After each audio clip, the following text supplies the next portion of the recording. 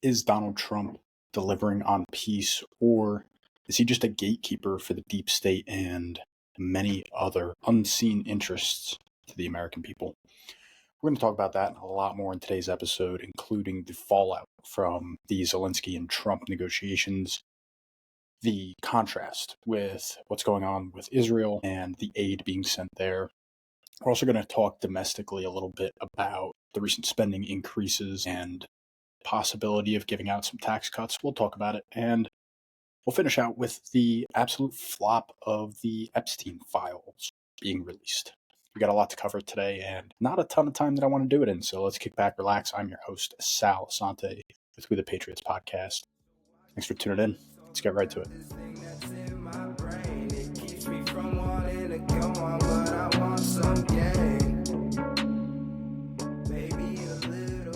So I am finally back from my little hiatus there. I can't help but mention, it seems like the episodes that I've been releasing on Fridays are just not getting much traction. So if that's the case, just let me know if you're not seeing them.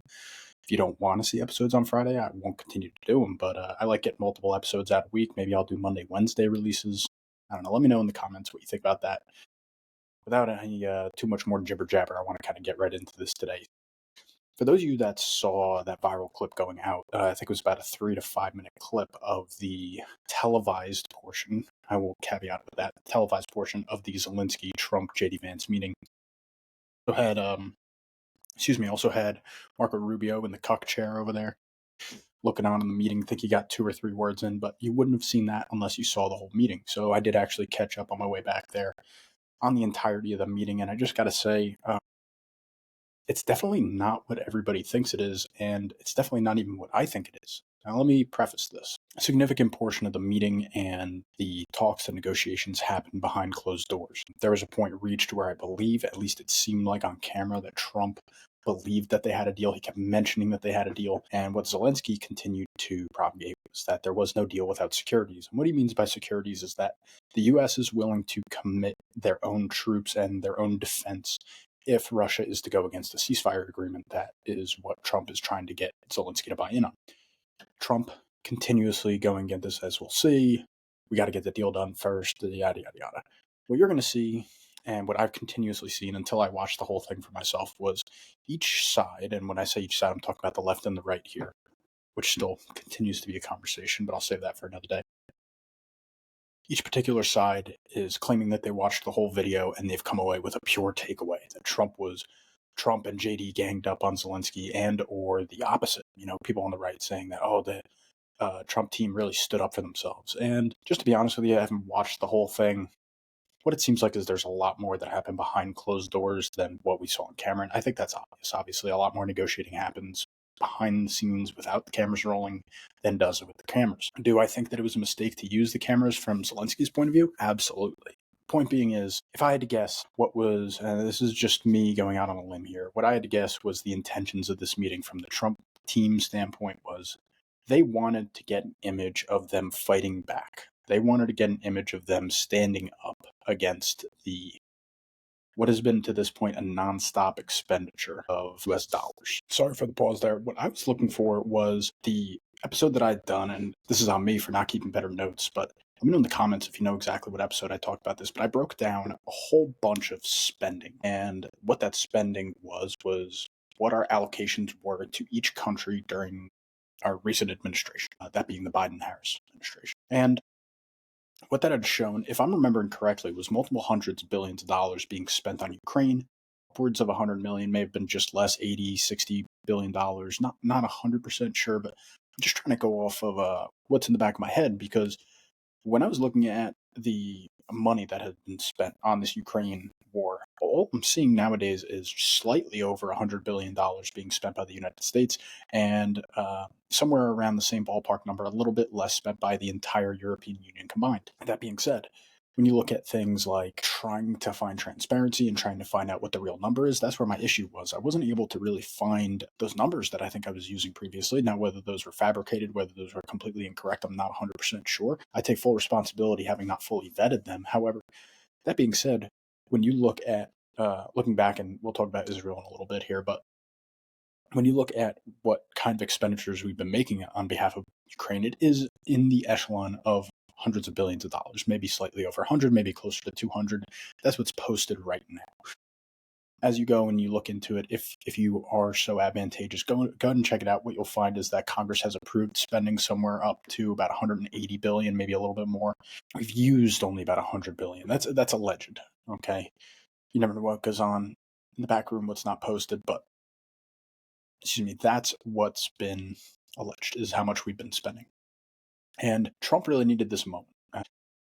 Trump was using this moment, I think, to try to fight back against that uncapped spending on Ukraine. A lot of what his voters voted for him on this issue was for him to stop this war, stop this uncapped spending on another country, and we have enough problems here at home. Now, another thing that I want to bring up before I move on here is that I think everybody remembers the remarks that Trump was making when he was trying to get elected here in 2024, and that was that if he was in office, the Ukraine and the Russia-Ukraine war would be over within 24 hours of his presidency. And that has clearly been proven not to be the case. And, just to make you guys aware here, if you are a Trump lover or a Trump supporter, you are probably not going to be super comfortable with some of the things that I talk about today. And that's okay. I think you should be challenged. I should be challenged. I was going into a lot of this stuff with a very open mind to try to figure out what the heck is going on. And again, after listening to that entire meeting, the televised portion, I should say, the entire meeting between Zelensky, Trump, Vance, and Marco Rubio in the cuck chair, what I came away with it was there was a lot that went down behind closed doors that aggravated Trump and Vance. And whether there be a lot to that, whether that really not be that significant is a whole nother question. But you could sense the frustration coming out. I could tell that, Vance had made his remarks saying that Zelensky had been disrespectful before this had been said. However, I think one of the big turning points of the meeting and that viral clip that everybody saw was when Zelensky said that you, talking about us as Americans and Donald Trump specifically, you feel safe because you have an ocean between you. And I'm paraphrasing here, but you're not going to feel so safe soon. You will feel unsafe.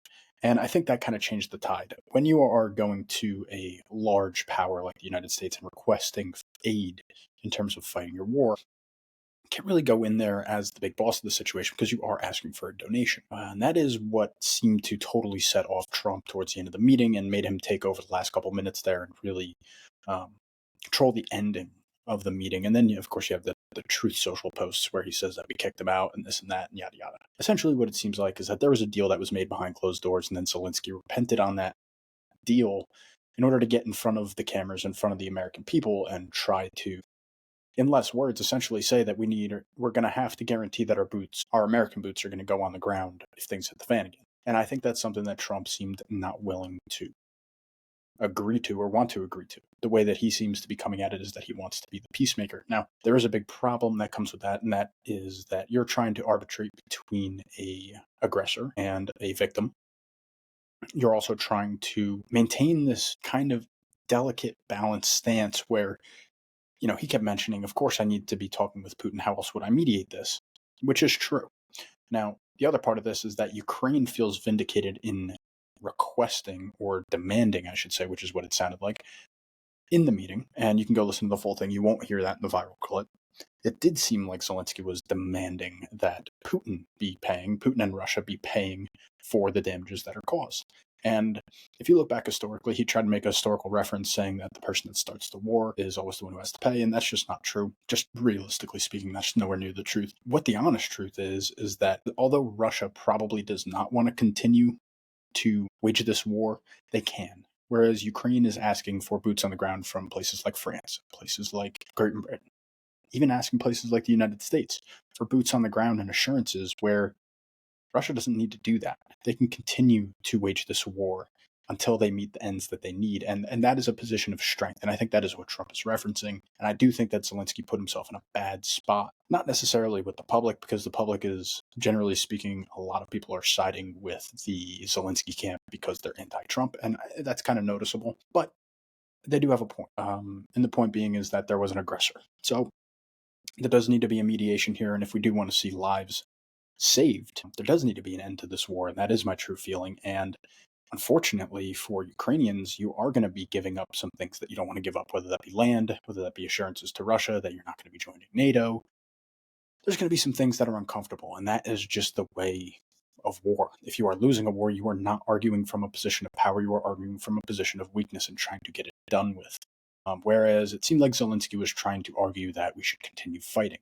The problem is you're fighting a losing war. Now, with all that said, the implications are yet to be totally hashed out. A lot of countries on social media started coming out against Trump and saying how mean he was and how we have to fight against aggressive people and terrorists, like Zelensky kept alluding to Putin as. But the honest fact is, again, when you have a war that clearly has someone who is able to continue to wage it and is winning, and you have someone who is losing and continually needing support from people like the United States.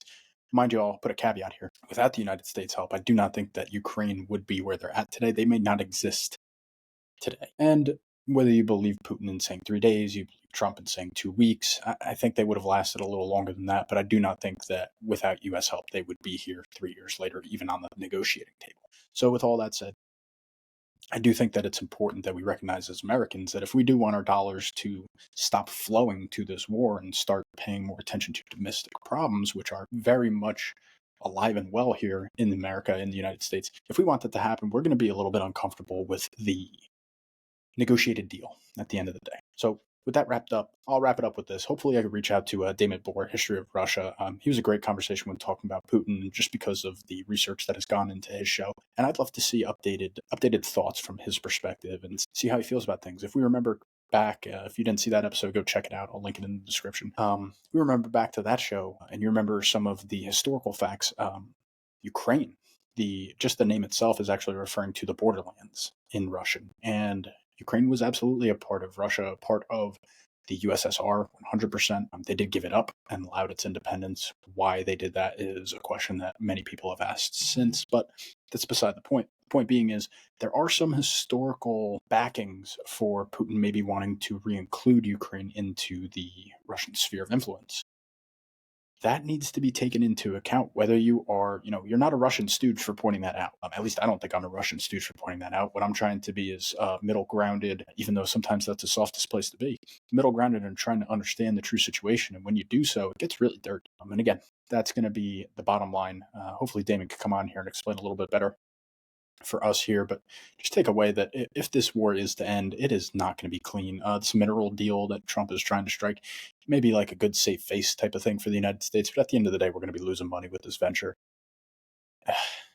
The big thing that seems to be trying to be avoided, which I agree with, is trying to get United States troops involved, because then you do really run the risk of starting a global war and inviting factions to join, in which you really do have another global power backing Russia, and that's China, who have maintained very strong relations for quite some time.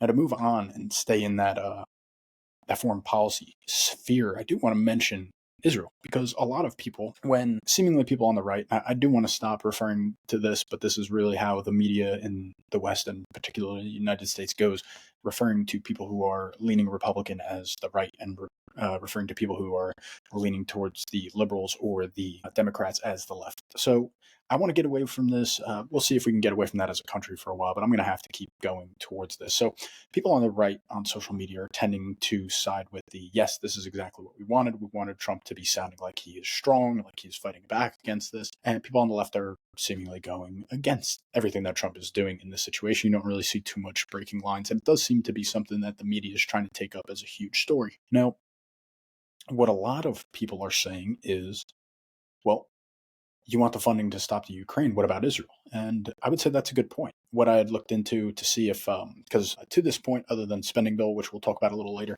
to this point, spending on Ukraine has stopped since President Trump has taken office, and spending to Israel has continued. Not only the guaranteed aid that we provide every year, which is somewhere in the ballpark of about $2.5 to $3 billion, if I'm not mistaken. Again, I'll have to go find my episode and reference, and I'll correct in the future. I'll correct in a future episode. But on top of that, we did actually send more arms, something to the tune of about $17 billion already under the Trump administration, which is a pretty stark contrast to what's been doing it in Ukraine. Ukraine, again, has received zero funding so far from the Trump administration. Caveat, I'll talk about that a little later. And Israel has received somewhere in the ballpark of $17 billion. Now, I do think there's a good point to be had there.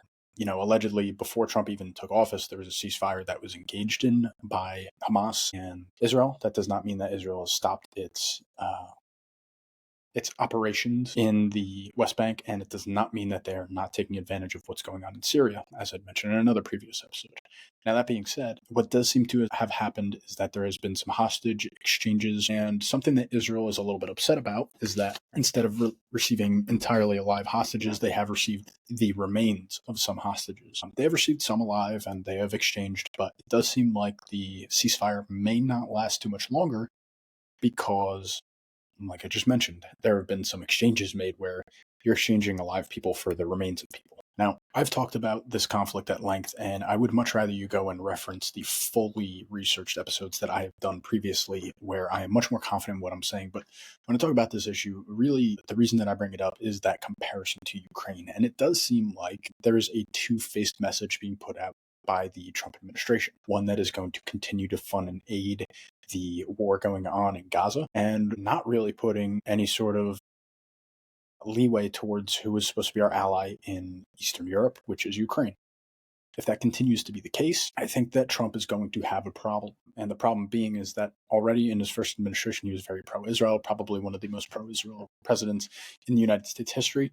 And if that continues to happen at the level that it had and the level that it has been so far in this new administration, he's going to receive a lot of criticism if he does not aid Ukraine. So we will see what comes of it. We're going to have to see if operations resume in Gaza, if what they call the Palestinian war is really a war with Hamas. I would like to believe, that although there has been quite a few civilian casualties, I believe far outweighing to an order of magnitude, I believe, and I'll have to go research that, get back to you guys. But the amount of civilians that have died, and in comparison with soldiers or armed people in the Gaza Strip. So again, we'll just have to see. It's really going to be a matter of time, I think, before Ukraine is kind of having their hand forced in terms of signing a deal of ceasefire. Does that come with securities is going to be something that is, well, again, we'll have to see. We'll have to see if the European nations can actually put enough pressure on Trump to make a deal that he doesn't want to. I don't think that's going to happen. What seems more like is that Ukraine's going to have to make a deal that they're not happy with. And then the onus is on them if they're going to either continue to wage war in the future, build up defenses. What's going to come of that? We'll just have to talk about that in another episode. So as we move on from foreign, let's get into a little bit of domestic politics, because this is where things are getting just a little bit out of hand, I would say, in terms of the Trump administration. And I think it's kind of important. I'm not going to lie. Not kind of. I think it's very important to talk about. So, number one, the spending bill. I did allude to this a little bit in our first section about Ukraine. And the reason being is that there is a cutout for Ukraine. I believe it's actually a cutout of somewhere in the ballpark of $40 billion continued aid going out to Ukraine. And what that aid consists of, whether it's weapons, information, it's a whole bunch of slew of things that it could be. You have to assume it's not boots on the ground, because it does not seem to be Trump's policy, even including his first term. So we're going to use a little bit of precedent there to help him out. But that being said, what this spending bill did was raise the debt ceiling again. And what you were hoping as an American was that this wasn't going to be necessary.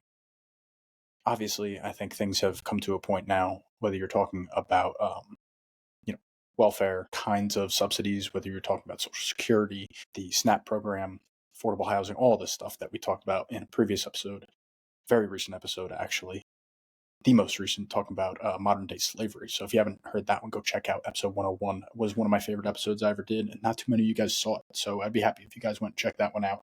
Got back to me on this part of the episode here, so boom. But I think we all know as Americans, if you're somewhat informed, entitlement spending, as it is called, has far eclipsed almost any other spending that we do other than debt service. Debt service is another large chunk of our spending. And then defense, of course, every year. I think we're spending somewhere to the tune of between $500 billion and $1 trillion. I think it's averaged out recently somewhere around $700 billion a year. But when you look at average spending of somewhere around $4 to $6 billion per 4-year term, it's pretty crazy to think that a lot of that is going towards, realistically, debt service and our entitlements. Now, raising the debt ceiling again, I believe that we are already, and somebody can confirm this down in the comments if you want. I believe that we're somewhere in the ballpark of $36 trillion in debt as a nation. And what you expected with the implementation of something like a Doge would be cleaning up the efficiencies, maybe cleaning up the amount of outflow, and maybe being able to pay down some of that debt if we really were able to clean up our spending. And instead, An idea that was floated out was something like just broad swath payments to the public, like we saw during COVID. This scares the crap out of me. Now, I kind of mentioned this a little bit in the last episode, but I want to dive a little bit into this before I go too crazy. If we're going to offer people $5,000, what is the problem with that? Well, this is the way that I see it. Many other people probably agree with me. There's some people that disagree. $5,000 in the right hands could really help someone. Don't get me wrong. But that person that it's really helping, the person who's in destitution, someone who is really not in a good position in life, and they could really use that $5,000. Where's that $5,000 eventually going to go? Is it going to end up in their savings account? Are they going to be able to save? Are they going to start to build wealth with that $5,000? The answer to that is more than likely no. Where that money is probably going to end up going is being paid to grocery stores, being paid to their landlords for rent. If they are making these expenditures, or possibly when you have the very, very low income individuals, there's a significant portion of that group of people that is actually not the most intelligent people in the world. And I'm not meaning that disparagingly, so please don't take it that way. But there's a possibility that they do not have good spending habits. And if they were given $5,000, that money might be gone tomorrow. Again, where does that money go? That goes to larger corporations that have a better use for your $5,000. Again, I think that this was a Futurama episode, actually. I wasn't the hugest fan of the show, but it was awesome when they gave everybody this $1,000 bill or $500 bill from the head of Nixon. It was one of the funnier shows if you really dive into what kind of jokes they're making there. But what happens when everybody in the whole country or the whole world gets these $500 or $1,000? I forget exactly what denomination it was. Gets these $1,000 checks. Everything all of a sudden becomes $1,000. And, of course that's a joke, but it's also partially true. If we remember when everybody was getting these unemployment COVID checks, which pissed off a lot of people, myself included, because I saw a lot of my friends earning more money sitting on the couch than I was working a 40-hour work week. And I was no essential worker. My work just was not impacted. I didn't have to stop.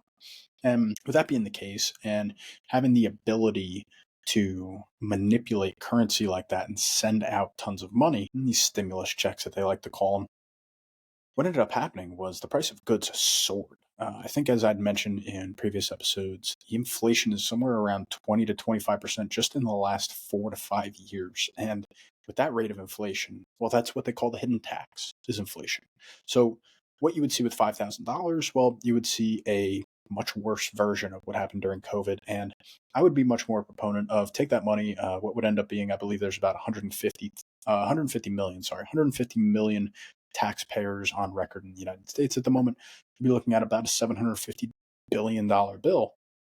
How about we use that $750 billion to fund the government for what would end up being about 3 to 4 months and stop taking out loans? I think that would be pretty good idea, relatively speaking, instead of just handing out free money. Now, of course, there are certain people who feel like with these cuts and with what Doge is doing, maybe we as the taxpayer are owed certain money back. And here's the thing. Again, in almost every case where the government's going to give out free money, who that's going to benefit the most is the politicians' buddies, those very rich folk. And what I'd be much more a fan of, although maybe some people are relying on this $5,000 check, which if you're ever relying on the government to help you out with anything, you are in the wrong position. I'm just telling you right now. However, with that being said, if you're expecting these $5,000, maybe if you're one of those people, think about how beneficial it could be for the United States to pay down debt a little bit. Maybe if this is a continuing thing where Doge is continuously being able to, I'm not saying cut down more and more every year, but get us to a stable place where we're just not having that much outflow of cash. Maybe we do have the ability year over year to pay down $100 million instead of spending $4 billion. Just imagine that. Just imagine that instead of increasing our national debt by 3 to 4 billion every, or 3 to 4 trillion every single year.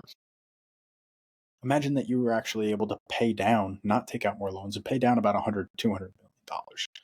And that may seem like a small drop in the bucket, but reversing the tide is the biggest point that I'm making there.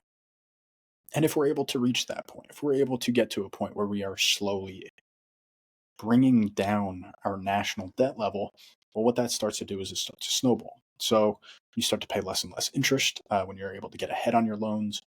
Then you're able to make bigger and bigger dents into that actual national debt. And it would have to be a commitment, of course, over more than likely multiple presidencies. And it would have to be a bipartisan thing. But if you start that as a precedent, and if Trump is able to, again, these $5,000 checks aren't a reality yet. This is just something that's been thrown out there into the void to see what sticks.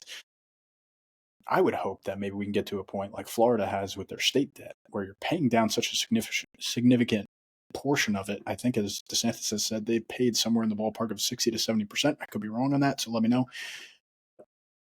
If we're able to act as Florida has, get rid of some of that national debt instead of statewide debt, national debt, we're in a much stronger position as a country to dictate the world economy. And as these BRICS nations, as I've mentioned many times before, talk about Brazil, China, Russia, and others, you're starting to talk about these countries coalescing. They have less and less power as their economies are not very strong in and of themselves. Our economy gets stronger and stronger. We actually have something backing our dollar. So I would be much more a fan of this. Hopefully these $5,000 checks come into fruition. Yeah, just seeing what the spending bill did and increasing our debt ceiling, awarding more money to Ukraine without really any basis, in my opinion, without any proof that this war has an end in sight. Well, that's the wrong direction. And it's not what the American people voted for. Something that's a contingency, and I did want to make mention of here as a part of the spending bill that was approved by Congress, I believe on the 28th of February, there was a massive, massive mistake made on the behalf of conservative media. I don't know how many large outlets picked it up, but if I'm not mistaken, I thought I saw that Fox mentioned it. I could be wrong there, but a lot of influencers all over X, Instagram, were saying that, what the bill actually did when people were arguing against it, what the bill actually did was it got rid of tax on tips, tax on overtime. I implore you to go read through the bill yourself. There is not one shred of mention of this. It is not mentioned even once, not in terms of what's recommended and not action. There's not an action being taken, nothing. And these accounts that were spreading this misinformation, in my opinion, and this is the one time I'll be totally unafraid of using that term, they're damn liars. They didn't even have the due diligence to go and look into whether what they were saying was true. They just wanted to throw something out there and try to get a quick win for the president of the United States. But here's the honest truth. None of that is coming to you guys. If you are a tip wage worker, you are not going to have to not report your tips. You damn sure better report your tips, because you're going to get a lot of trouble if you don't. And if you are an overtime worker, you are still going to see those overtime hours getting taxed. Now, a misconception before I move on with overtime is that you get taxed more for working overtime. And I do just want to get out in front of this and kind of help out with some of the misinformation there, because I think a lot of people just don't understand it. Forget about the misinformation aspect. What a lot of people think is that you get taxed more for working overtime. That is just not correct. The only time you would ever get taxed more if you're working overtime is if by chance, which is very possible, if you're working towards if I calculate it out correctly, somewhere between the $18 to $24 an hour mark. If you're working enough overtime, you might slip into that next income bracket. And when we're talking about withholdings, which is another issue that I talked about in the previous episode, so if you are so curious about what withholding is, go get a look at that. I don't feel like totally explaining this, but everybody knows you have taxes withheld from your check every time you get it, if you're getting paid, if you're a W-2 worker. And then at the end of the year, you have to file your taxes. That's you actually confirming how much money you sent to the government, whether you get a check back or whether you have to make some restitution and make a little bit of a payment to the government, or maybe a lot of bit of a payment to the government in terms of what you owe in taxes.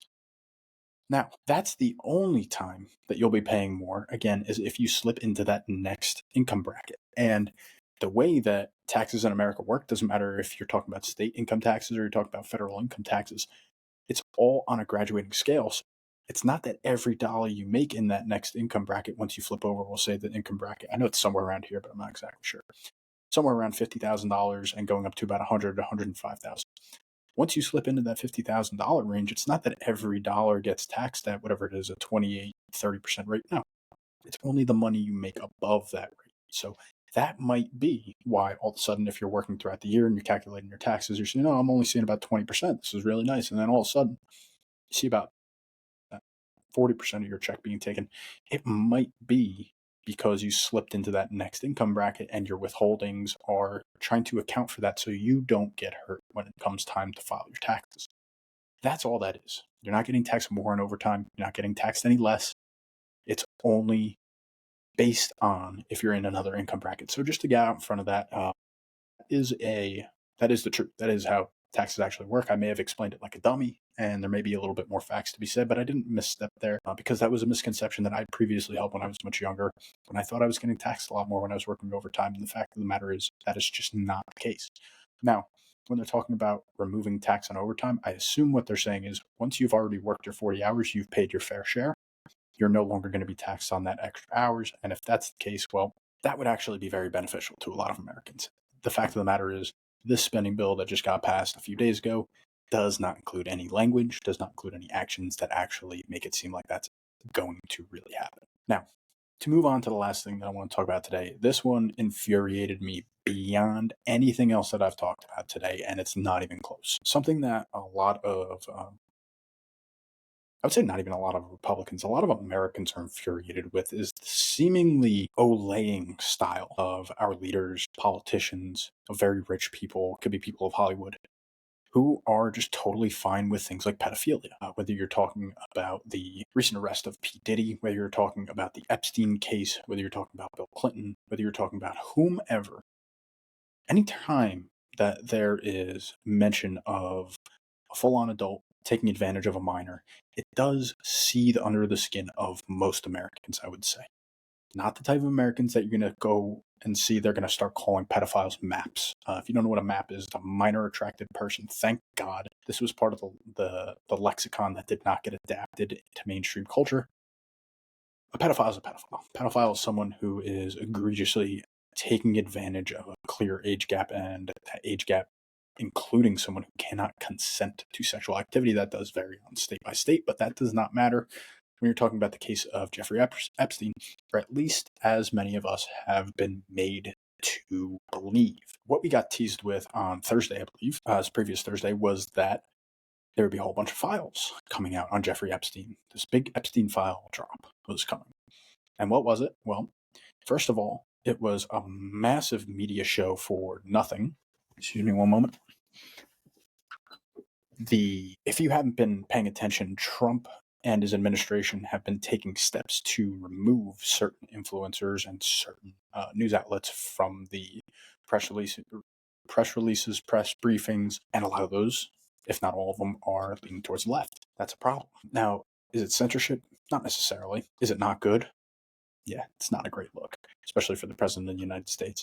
And what this was, in terms of the actual story that I'm talking about here, the Epstein case, is that a whole bunch of right-wing influencers and some journalists received this giant binder, and they all held it up. There's pictures all over the internet you can go find of them holding this up in triumph. Yeah, we got it. We finally got the Epstein documents. And what was it? A whole shitload, excuse my language there, an absolute shitload of redacted information, stuff that we already knew, flight logs, all this crap. That didn't prove anything. Didn't prove a damned thing. And to me, this really is pissing me off, so I'm sorry if I'm getting a little bit heightened here, but I am pissed about this. To me, it proved that there might be a possibility of linkage between Trump and the problem. Why do I say that? Because one of the things that he got elected on is this going to be the most transparent administration that you have. This is the administration of transparency, the honest. Bullshit. Everybody knows that there are certain links that you can make between Trump and Epstein, and what we would have loved to see, even if you were caught guilty, would be that your administration would be the one to release the information that would at least allow the American public to see whether that was the case or not, to either put our belief and trust in you as the President of the United States, or if we're going to start doubting you. And what happened on Thursday made everybody doubt him. It pissed me off as somebody who cannot stand pedophilia. I do not understand why we do not prosecute these people with the fullest extent of the law every single fucking time. The fact that Epstein was allowed off on a statewide case in Florida, I'm going to say something like 2003, may have been earlier or later. I might be off a little bit on the year there. It's egregious. It's absolutely egregious, and it's embarrassing. It's a stain on the justice system of the United States. And the fact that things got as far as they did, the man got as rich as he did, he had the influence and the power and the connections that he did, is absolutely embarrassing to all those people who are involved. And I do think the American people deserve to know. And the fact that the Trump administration as a whole thought it a good idea to release this document dump that wasn't even a document dump, the fact that it proved nothing beyond what everybody already knew, that's absolutely embarrassing for the administration. And I gotta say, what it tells me, I already mentioned it before, but I'll say it again, it implicates Trump. it tells me that Trump might be involved. It tells me that he may have maybe too many people surrounding him that are implicated by this, and maybe he can't throw them in the ditch. But you know what? That's what we hired you for. That's what we voted you in for as the American people, was this transparency. Whether you're talking about making peace with Ukraine and Russia, whether you're talking about ending the wars, or talking about Ukraine, Russia, Israel-Palestine, or wars around the world that we don't even know of because we have such a coddled media. This is what we voted you in for, and instead you give us this crap. And I'm sorry, Mr. President. This was an embarrassment. Yeah, I'm not happy with it. I hope that you, as the American people, are not happy with how things went down on Thursday, whether you're talking about the spending bill that came out maybe Thursday or Friday, whether you're talking about the Epstein document dump, or whether you're talking about the meeting with Zelensky.